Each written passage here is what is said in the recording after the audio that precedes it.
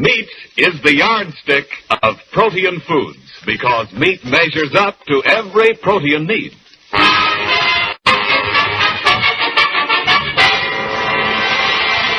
The American Meat Institute presents The Life of Riley, a half hour with radio's friendliest family, and starring William Bendix as Riley.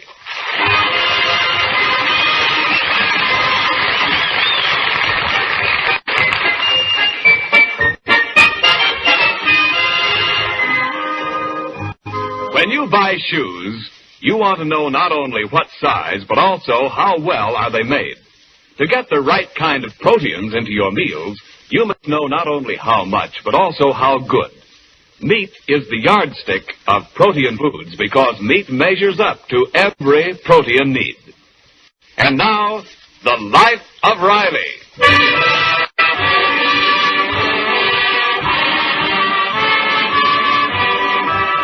Well, it's a fine spring evening in the suburb of Los Angeles where the Rileys live.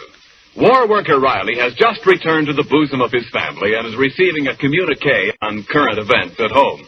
Hey, Pop, are you going to be busy after dinner? I don't know, Junior. Why? Well, you know that rabbit hut you built me? Yeah. Well, I think we got to add some guest rooms.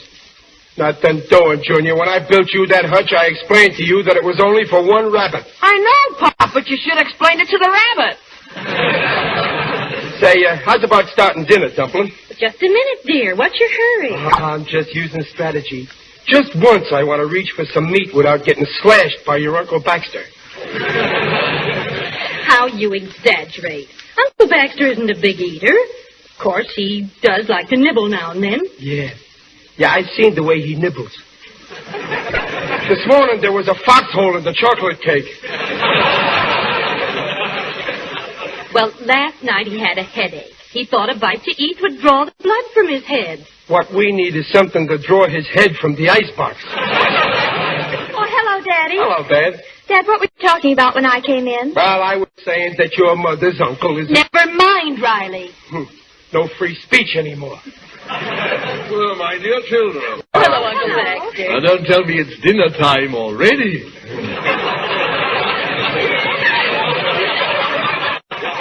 We don't have to tell you. You got a stomach with a built-in clock.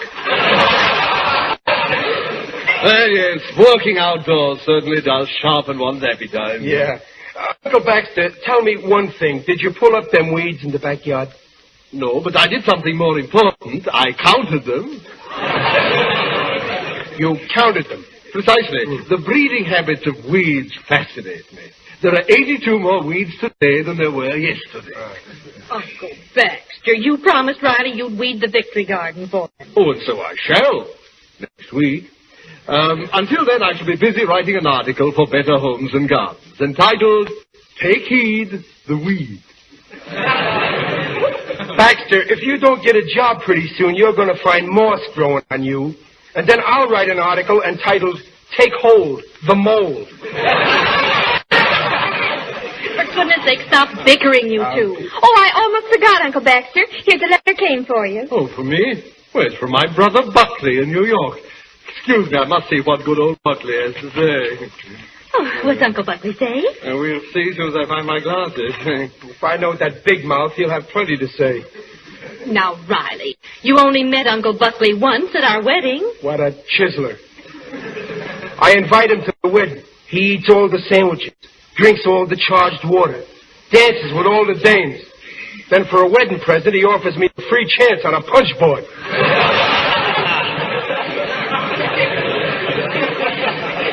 He meant to buy us a real gift later on, but, you know, with Uncle Buckley, he'd have $1,000 one day and nothing the next day. Well, I met him. It must have been the next day. Children, great news. My brother Buckley's ship has come in at last. Listen to this. Dear Baxter, glad to hear how well you are doing with the Rileys. What he means is how well you are doing, the Rileys. I am now president of $1 million concern which is rapidly expanding. Could let you in on the ground floor. Wish you were here to discuss. But of course you have your own large affairs to think of. That's the way it always was with Buckley. Have $1,000 one day and $1 million the next. Hey, Baxter, if you was in New York, he'd give you a good job, wouldn't he? Yes, he does seem eager to have me by his side. Uncle Baxter, I just had one of my greatest ideas.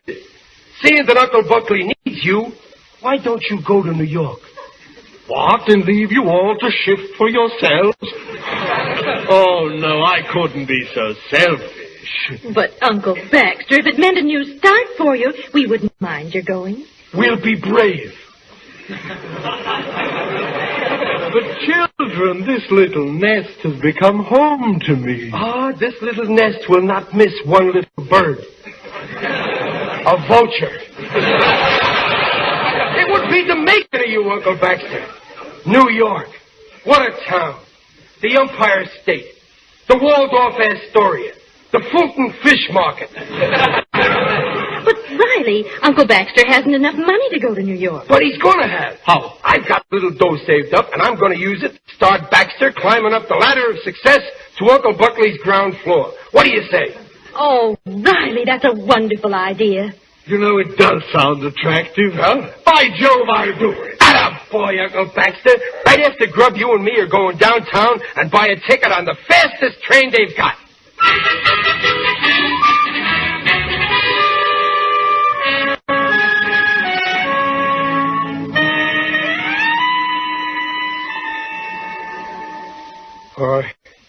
We've been in line here for 3 hours. You're next, Riley. Go on, speak up. Speak up. Yes, what is it, please? We want a reservation for New York. A drawing room will do. On your fastest train. What year do you want to go? The best trains are sold out months in advance. Next, please. Have you any trains going to New York? Any trains at all? Anything with a lower berth? Berth? We haven't even got a chair for 3 weeks. But, my dear fellow, I've got to get to New York immediately. There must be some way. Sure. Can you operate a hand car?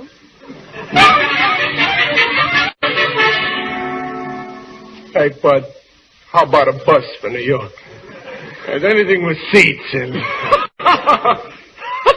Hey, Joe, here's a guy who wants a seat to New York.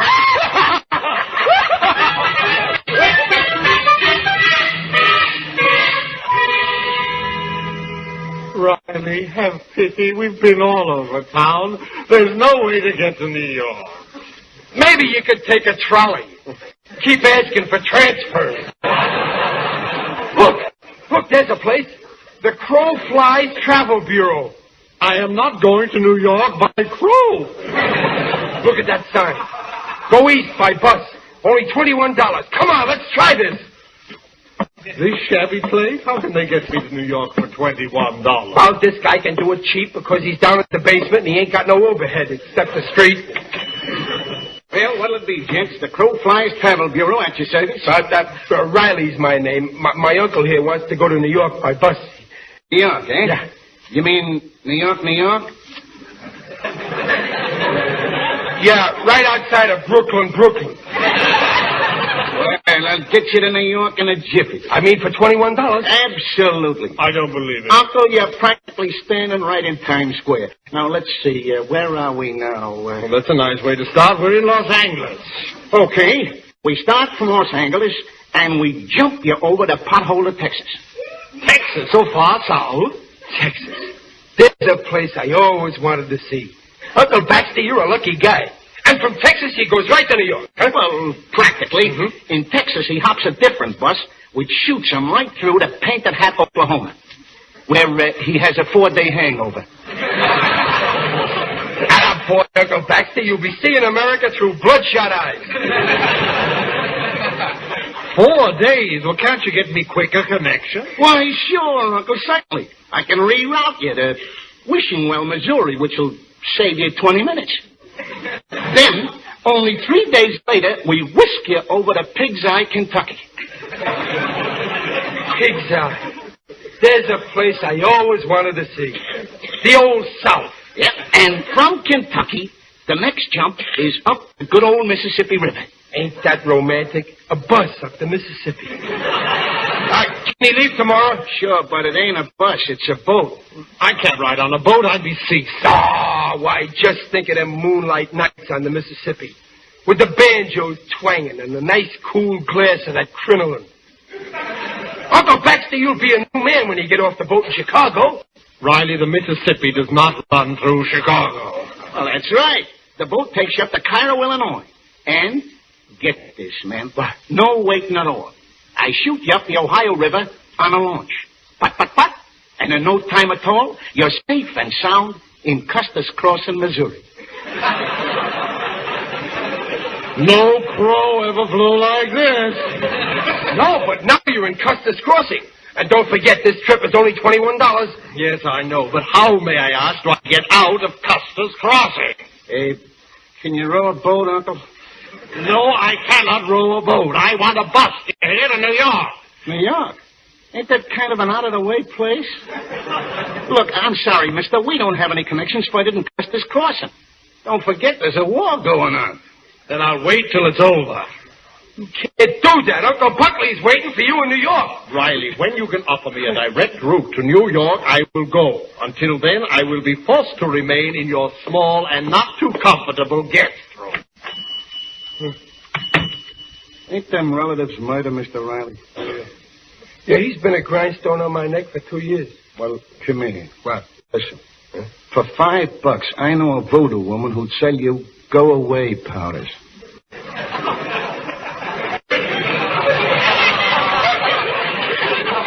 They're great on relatives. Oh, no, thanks just the same. Look, why don't you just lock them out? I couldn't do that. You see, he done me a favor once. 2 years ago, he gave me a pint of blood. Yeah? And ever since then, he's been taking it back drop by drop.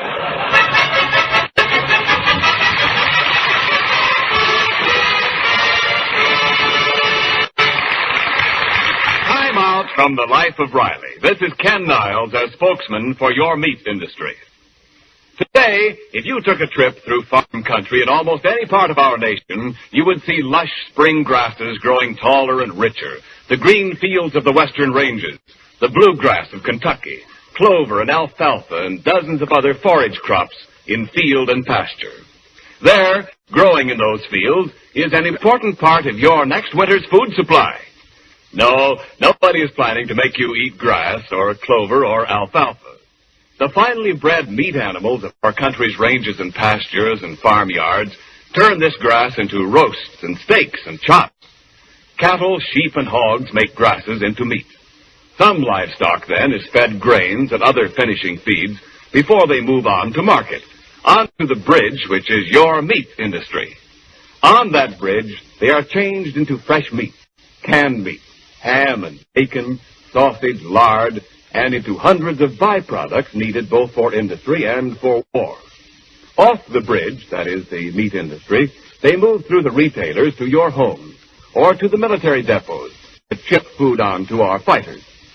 In bridging the gap between the livestock producers and civilian needs for meat in times of peace, your meat industry has built itself strong enough to serve the needs of both workers and fighters in time of war.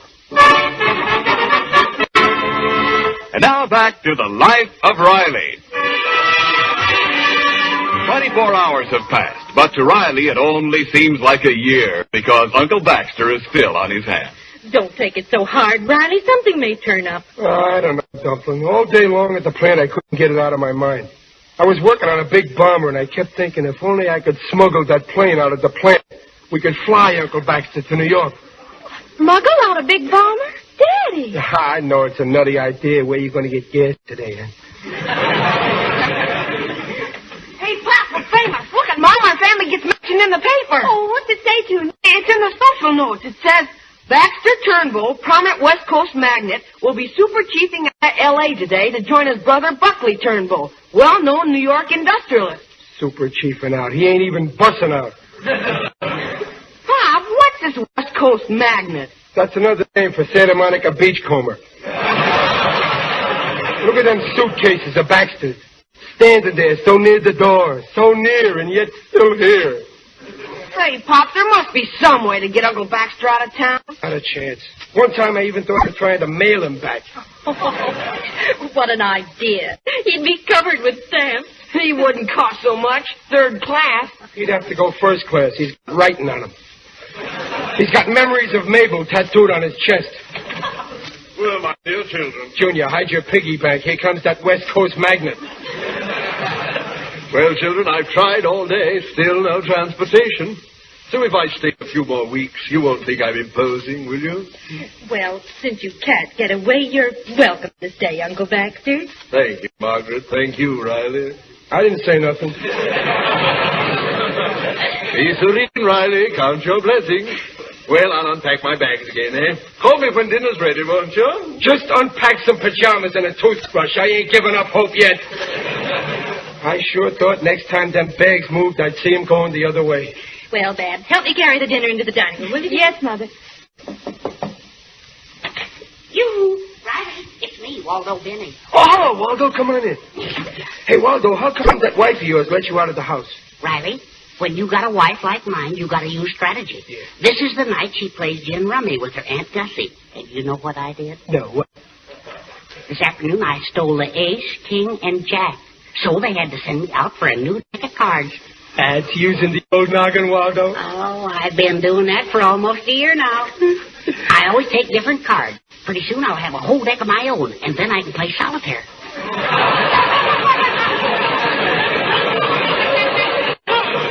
Waldo, when a man's outnumbered at his house, he gets to be pretty foxy, huh? Riley, What? I came to offer my sympathy. I hear your uncle isn't leaving after all. Nah, the 7-year itch is still with us. Riley, I have a way to get your uncle out of town. Waldo, if you can show me how to get Baxter a trip to New York, I'll never forget you. I can do it. I'm an expert on traveling. On account of someday, I'm going to run away myself. What? I knew I could never get away on a train or bus. They'd nab me, sure. Yeah. So I've kept in touch with another way out. What way? Every day of the week, somebody drives back east. Last week, there were 17 departures by auto. This week, it fell off to 12, but then... Now, never mind how many went. Is there one more going? Yes. Yes, sir. There's one going tonight, right through to New York. And there's room for one more passenger in that car, Riley. Waldo, that one more is going to be my Uncle Baxter. Come on, go phone the carpool. Tell him to come and pick up Baxter right away. Pleasure. Baxter, come in here. Hey, Babs, quick, come in. Junior, don't unpack them pajamas. Riley, what's wrong? What's wrong? Nothing. Everything's jake. Uncle Baxter, goodbye. I mean, listen. I got a way to get you to New York in a guy's car. But this is so sudden. Go, Riley. What's that? Daddy, what's happened? Peg, wish Uncle Baxter luck. He's leaving. I am? Junior, bring back his bags. He's leaving tonight. Okay. Babs, kiss your uncle goodbye. He's going any minute. Oh. Uncle Baxter, meet me. This is the smartest decision you ever made.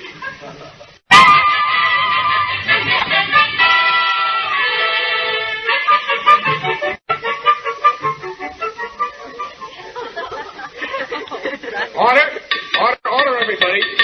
Now, this here is an important event, and time is getting short. This being a farewell beefsteak banquet, only with lamb stew. We all want to say goodbye to Uncle Baxter. I'll be the toast mixer. Uncle Baxter being guest of honor, we gotta let bygones go by and say something nice about him, even if it ain't so. Okay.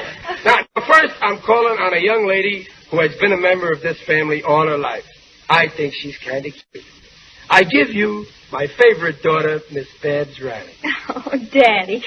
I don't know what to say except, well, goodbye, Uncle Baxter, and we hope you have a great success in New York, and good luck, and... Oh, dear, I'm really going to miss you, Uncle Baxter. Babs, my dear, I'm touched, really. Nah, no weeping until he gets in the car to go. Here, Unc, have a cigar. Thank you. Have 2 cigars, one for the trip. Here, let me bite off the end for you, Uncle Baxter. You overwhelmed me, Riley. Now I don't feel like going at all. Then you better bite off the end yourself. Now, the next speaker is a young man who is a gentleman and not much of a scholar. My favorite son, I give you Chester A. Riley, Jr. Well, kind of accustomed as I am to public speaking, I just want to say that what the last speaker says is what I want to say. Especially goodbye, Uncle Baxter. I mean, good luck, Uncle Baxter. Hold on, wait, I ain't through yet. And I hope you make $1 million with Uncle Buckley. Thank you, my boy. And in response, I can only... Wait a minute, it ain't your turn yet. The next speaker is a lady who is not only Uncle Baxter's niece, but is the best cook in 48 states. My favorite wife. I give you Mrs. Peg Riley. Oh, dear. Well, Uncle Baxter, we've loved having you here with us, and we'll miss you terribly. And I wish you'd change your mind, Uncle Baxter, and stay here. And now the next speaker. I am now introducing our guest of honor. He's a Harvard man on account of he was kicked out of Yale. Your uncle and mine, I give you, and you can have him, Baxter. Mr. Toastmaster, my dear friends, I am almost at a loss for words. However, since brevity is the soul of wit, I shall only say, for all you've done for me, 1,000 thanks. One for each meal. And in appreciation, I have a little gift for each of you. A small expression of my deep affection. Here, Peg, Riley, Mab, Julia. Treasure them till we meet again at our reunion banquet in my penthouse in New York City. Oh, Uncle Baxter, you bought us all presents? Well, gee, we didn't expect nothing like this. Oh, I've got mine unwrapped. What is it? Look, it's a picture of Uncle Baxter. Oh, how nice. I wonder what mine could be. Why, mine's a picture of Uncle Baxter, too. What's yours, Junior? A picture of Uncle Baxter. Just what I needed. What's yours, Pop? What do you think?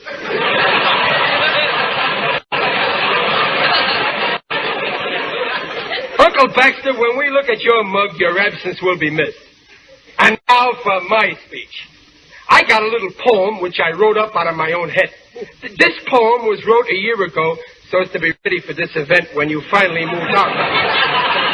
Let's hear it. Adios, Uncle Baxter. It's time for us to part. There's a great big lump of sadness in the middle of my heart. Farewell, dear Uncle Baxter. It's time to say goodbye. But if you say you're going to stay, I'll poke you in the eye. Hey, Pop, there's the car out there. Yeah, come on, Baxter. Get his bags, Junior. Here's your hat, Uncle Baxter. No, we're not going to a fire. Here's your bunch. Come on. I'm pulling at my sleeve.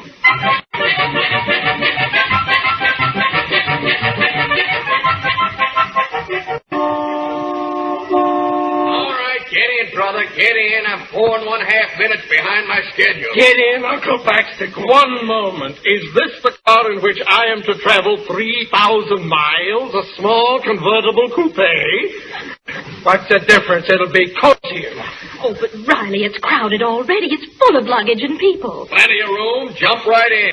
Am I expected to sit on the lady's lap, sir? No, Baxter. You sit on the outside because you get off first at 42nd and Times Square. All right, move over, Bessie. Get in, brother. Yeah, go on, get in, Baxter. I am endeavoring to wedge myself in, Riley. Madam, I am Baxter Turnbull.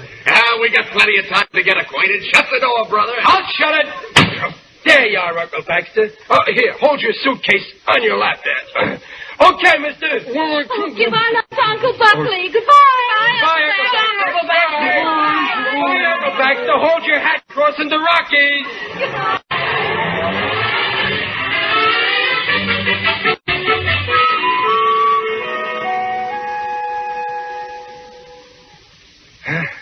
No use waving no more, Dumpling. The car's out of sight.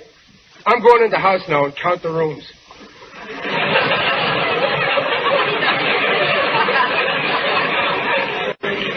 Riley, you know, it's going to seem strange without him. Yeah. Listen.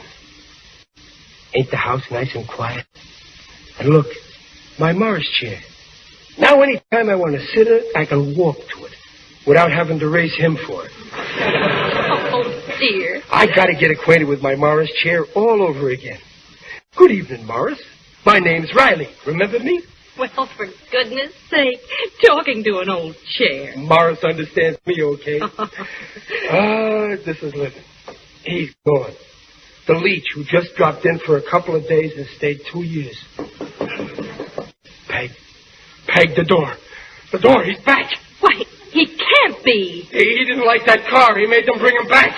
I'll see what it is. Yeah, go ahead, Junior.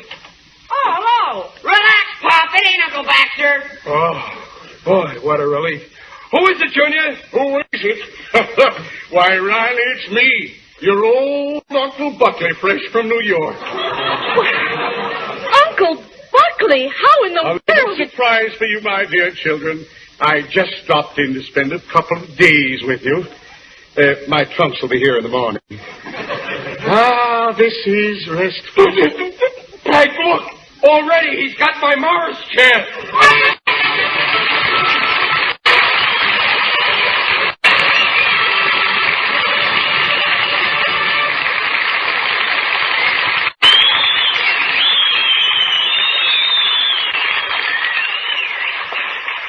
The Rileys will be back in just a moment. Perhaps you housewives would like some suggestions on the best point values in meat, which are effective today for the month of May. The American Meat Institute suggests all types of sausage are especially point thrifty. For example, pork sausage makes a fine meal served with fried apple rings or cornmeal mush, broiled tomatoes, or orange slices.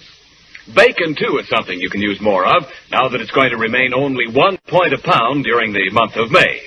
You can have it with your breakfast pancakes or waffles, or wrap it around your meat patties, or use it as a part of a main dish for luncheon or dinner. Pork is one of the best ways of getting more B vitamins into our diet.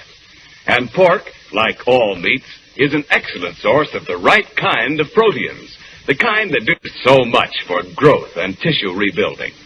Yes, meat is the yardstick of protein foods, because meat measures up to every protein need.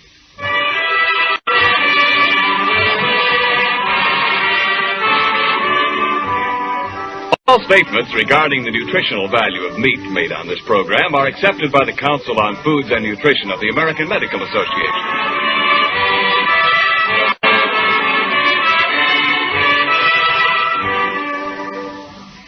Well, now that you've finished supper, Uncle Buckley. Oh, excuse me, my dear niece. I'll just have another piece of your delicious pie. Another piece? Be serene, Riley. Count your blessings. Wonderful wife you have. Wonderful pie she bakes. But, Uncle Buckley, you still haven't told us why you came to Los Angeles. Oh, that? Yeah. Well, the way I see it, New York is finished. Done. Soon it'll be a veritable ghost town. The future belongs to the Great West. Uncle Buckley, what about that $1 million business you had in New York? What business? Yeah. Yes. Well, you see, my dear Riley, my correspondence in that concern was voluminous. Tremendous. When postal rates went up recently, it wiped out my entire reserve. Uncle Buckley, we might as well start right now. We can't invite you here with us more than a couple of days. We ain't gonna have room. Oh, my dear fellow, I'll just rough it in Baxter's old room. No, you won't, Uncle Buckley. The only reason we kept your brother Baxter in that room for 2 years, he done me a big favor once. He give me a pint of his blood 2 years ago. His blood? It will interest you to know that 4 years ago, I gave Baxter a pint of blood. Yes, indeed. As I see it, you have my blood in your veins, nephew Riley. Hey, you hear that? For 2 years, Baxter's been making me pay for that blood. And all the time, he was nothing but the middleman.